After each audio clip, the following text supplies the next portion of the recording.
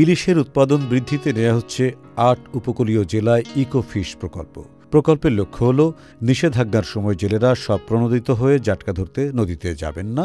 এ সময় তারা খাঁচায় মাছ চাষ কিংবা শুটকি তৈরিতে মনোনিবেশ করবেন, কিংবা এমনও হতে পারে তারা স্ত্রীকে নিয়ে মুড়ি ভাজা কিংবা হাঁস মুরগি পালন করবেন।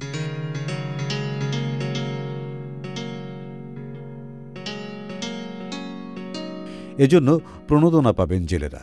সংশ্লিষ্টরা বলছেন, এ প্রকল্পের মাধ্যমে নদী সাগরের জীববৈচিত্র্য রক্ষা পাওয়ার পাশাপাশি জাটকা নিধনের নিষেধাজ্ঞাকালীন জেলেদের বিকল্প কর্মসংস্থানের বিষয়টিও নিশ্চিত হবে।